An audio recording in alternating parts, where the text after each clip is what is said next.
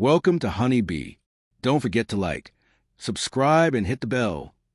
Real stories of love, lies, and betrayal, where every truth stings. Let's begin. My name is Max. The laughter crushed me like a fist to the chest. It wasn't the careless chuckle of strangers or the warm teasing of family. It was a pointed, sharp kind of laughter that scatters everything sensible inside you. She did it in front of them. The people I thought I could trust. Our neighbors, her friends from work, the man who always brought his dog to the block parties. We were all standing by the grill, summer heat sticky against our shirts, and she looked at me with that same bored smile she used when I asked about fixing the back door or saving for a trip. Then she said it, loud enough for everyone to hear, precise like a verdict. She mocked me. She laughed at my size. I remember the words because they looped in my head later on, like a cheap song you can't turn off. Honestly, he's just small. Look at him. Someone else snickered. Someone else turned their head to hide a grin. My mouth went dry. It wasn't just about the physical thing or the humiliation itself. It was the way she used other people's eyes, as if she were arranging a little stage, and I was there to play the fool. The worst part was that it felt rehearsed, like she'd been waiting for a moment to weaponize my shame. For a moment, I thought of the way we'd fallen into this life together. The late nights when we would laugh cheaper than we talked, the $2 coffee dates that stretched into midnight, the subtle promises that married people make without ever naming them. Those memories came like a projection flickering against the sudden cold of the present. How had it become so easy for her to betray me in front of strangers? How had I let my private shame turn into public entertainment? That night, I didn't barge out or start a fight. I walked back into the house under the same roof we'd shared for years and sat on the edge of our bed, watching the blank ceiling as if it might answer.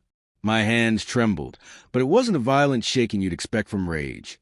It was the slow, hollow buzz of someone whose interior is emptying out, who has been pushed beyond taste. I rehearsed what to say, realized there was no way to close a wound she'd opened without blood on both sides. I thought about leaving, packing a bag, and vanishing into the night, but the practicality of it, where to go, how to explain to friends, tugged me down. Besides, leaving felt like admitting defeat. Staying felt like bait. Over the next day, my mind became a narrow track. I replayed the laughter until I could hear it even when the house was quiet. I counted every small humiliation I'd swallowed over the years, little jabs masquerading as jokes, her corrections disguised as concern. I cataloged them like evidence in a file. Each one seemed small on its own, but stacked together, they formed a machine that had squeezed a man. I thought I was into something unrecognizable, something inside me thinned down to resolve.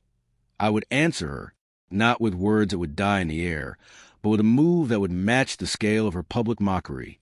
If she wanted spectacle, I would give her spectacle. If she wanted to humiliate me in front of others, I would dismantle what she treasured most until she had nowhere to perform. I knew, too, that revenge is seductive because it promises neatness. You act and the world shifts. But the truth is messier. Revenge promises closure, yet it carries its own weight, its own stains. I told myself, in the small hours of that sleepless second night, that I only wanted her to see the cost of what she'd done.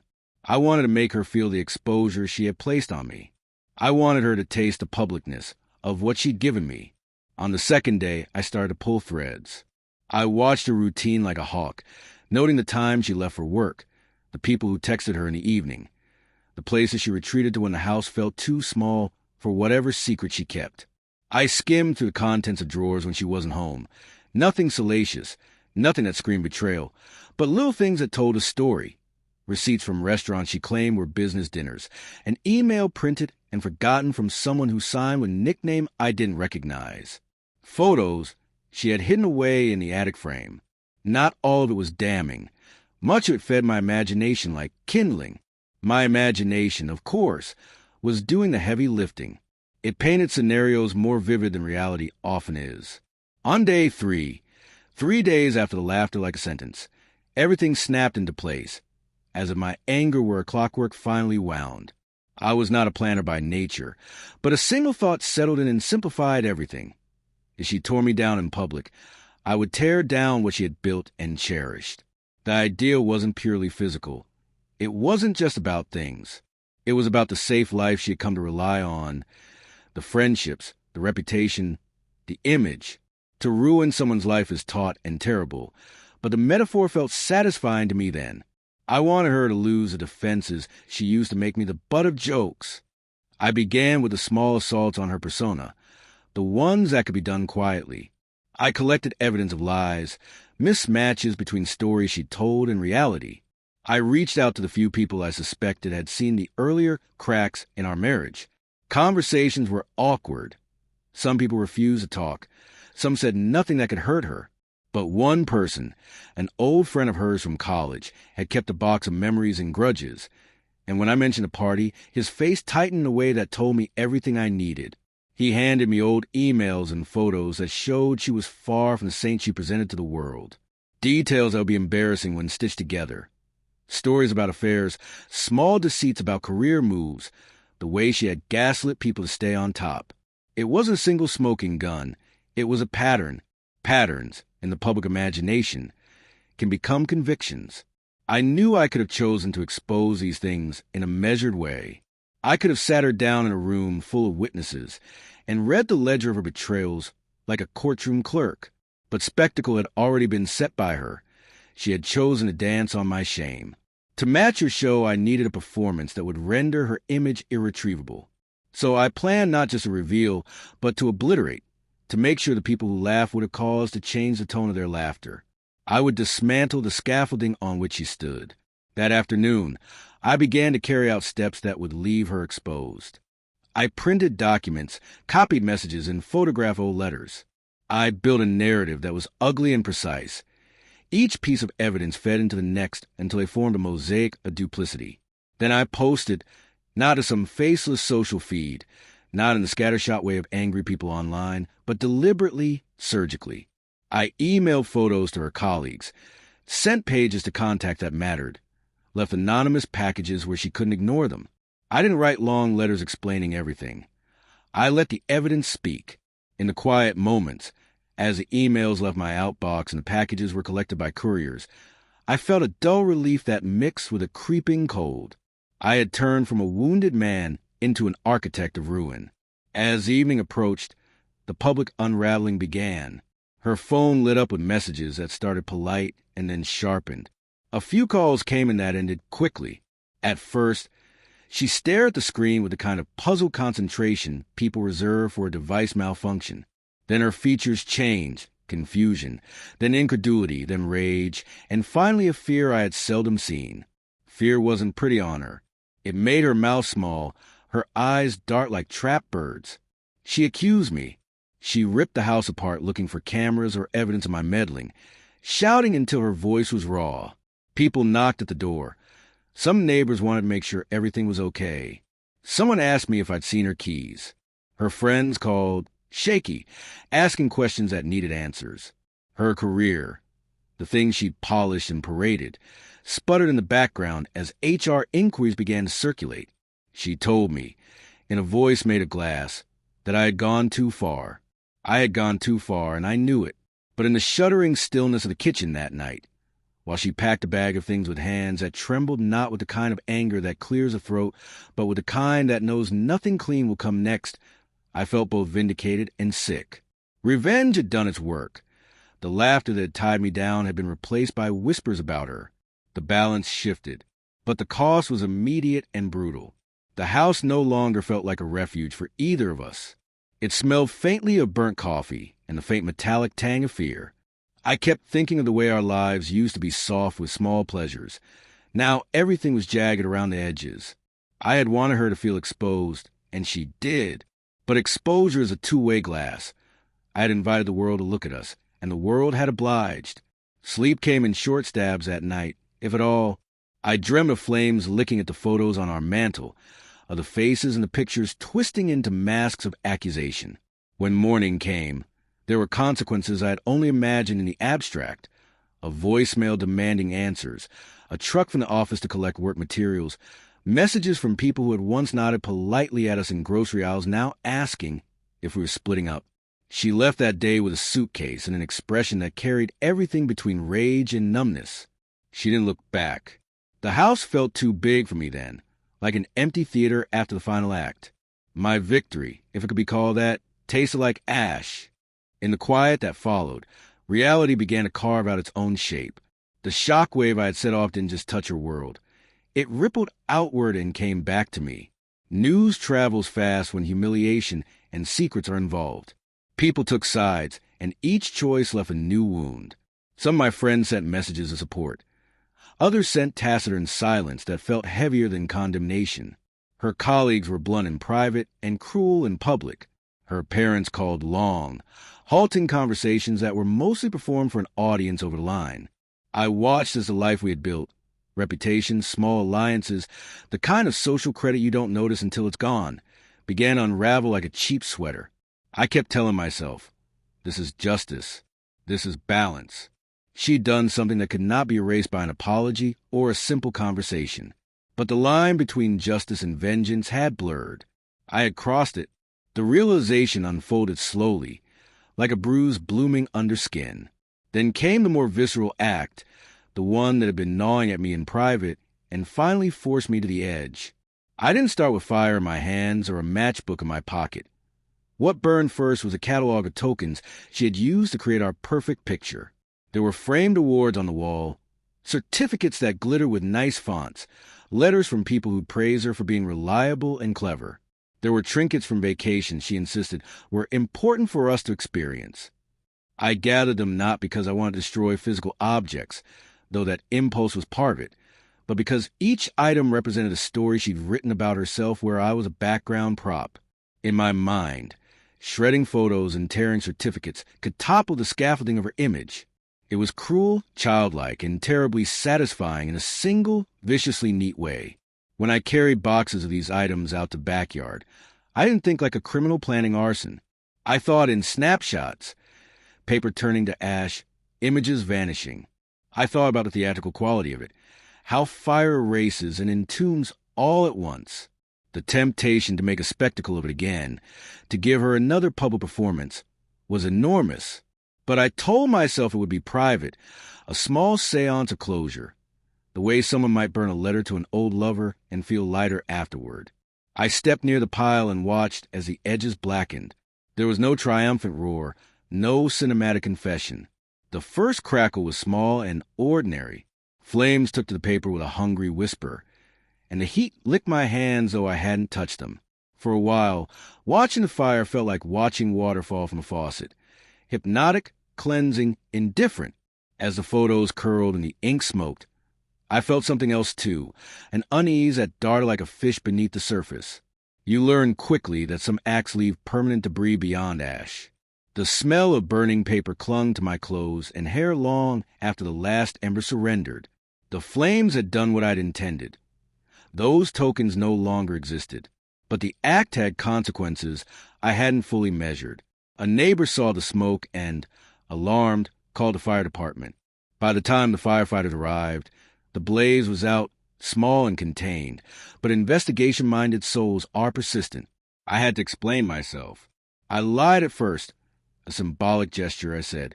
A purification. The man with the badge didn't look convinced. He noted the circumstances and took statements with the professional dispassion of someone who understands how small acts can escalate. My justification sounded thin even to my own ears. In the days that followed, the legal machinery started to hum. Arson carries a way of its own in the vocabulary of wrongs. Even a small fire, cause unknown, invites questions beyond curiosity. I wasn't charged in the end. The piece of evidence the investigators needed was absence itself. The items I had burned couldn't testify against me, and witnesses were divided between seeing a man grieving his marriage and seeing someone who had crossed a line. But that narrow escape didn't absolve me. The court of public opinion had already rendered its verdict. People who once invited us to weekend barbecues avoided me in the street. Her friends, some of whom I had once called my own, stopped answering texts. I felt the collapse as a physical sensation, like a building settling after its foundation is undermined. I had expected to be freed by my axe, to be lighter for having even the score, but instead I was burdened in a different way. Guilt, the very kind that galls because it is known to you intimately. Her life did crumble in certain sensible ways. Work contacts cooled. Old friends took the long view and decided it was safe to stand on the other side of the chasm.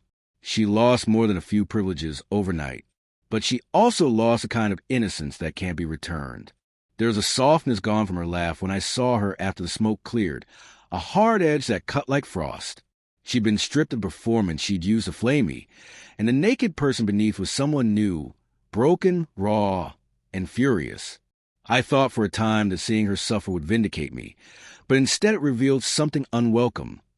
We had both been thieves, stealing from each other the dignity we once owed. People asked me later why I had done it, why I had let humiliation become a license to destroy. In public I said the usual things, pain, provocation, and need to be seen. But privately, the answer was Messier. I had wanted to reclaim agency. I had wanted to make the world remember that I existed and that my feelings mattered. The problem was that the method I chose used a blunt instrument where conversation or distance might have sufficed. There is an uglier truth that broods under it all. Revenge, when it works, makes you feel temporarily powerful. When it doesn't, it leaves you rawer than before. There were nights after when I stared at the ceiling and tried to imagine a life after the retribution. Could anything be rebuilt? Could apologies stitch the rips we'd made in one another? I reached out to therapists and counselors, not because I thought they could undo what I had done, but because I wanted a framework for understanding it. Talking didn't absolve me. It only made some things clearer. I spoke about the humiliation, the years of small cuts that had been collected and cataloged inside me, the way laughter can be a form of violence. I heard, too, that my act might have been the sort of final, catastrophic choice people make when they feel invisible. Hearing it articulated didn't lessen the magnitude of the choice. It only placed it in a map I could follow to the next step. For her, the fallout was broader than even I had intended. Our neighbors whispered about the scandal on their stoops. Her parents, who had always nodded as if they understood everything, distanced themselves for a while. She lost clients who were unwilling to take risks on someone whose character seemed, for the moment, questioned. But there were also those who reached out, unlikely allies who offered counsel or shoulder. She rebuilt, not quickly and certainly not without strain, but with a steadier kind of care than either of us had shown before. In the months after, I watched from a distance as she reassembled her life in new ways, sometimes better, sometimes quieter. There were days when she would catch my eye across a room and look through me, not at me, as if I were already a part of life that had been edited out, that hurt in a different, more human way than pride alone. As for me, I paid bills I hadn't considered before, a ring that lost its sparkle, reputations eroded, friendships turned brittle. I learned that the world doesn't like people who break rules for personal satisfaction, even when those rules have been bent by others first. You don't get to be judge and jury in your own case without consequences. The fire had done damage to more than objects. It had cracked the moral glass I had been seeing through. I had expected the heat to cleanse, but it revealed stains underneath. People often ask if I'd do it again. The honest answer is complicated. In the moment of humiliation, I would like to think I would choose a different path. I would hope I would leave or speak or find a way to rebuild myself without involving the other in a public demolition. But humans are not theoretical creatures. We are the accumulation of our past hurts and impulses. I can't promise a future where I never act from a place of rawness again. What I can promise is that the memory of the aftermath, the lonely dinners, the awkward encounters with neighbors, the way the house smelled of smoke for weeks, has reshaped me. It has taught me that hurting someone to feel whole is a lie. In the end, both of us paid a price. Her life, as I had promised in those fevered hours, was altered dramatically. Some doors closed, some reopened in new shapes. My life, too, was altered. Pieces of it were singed.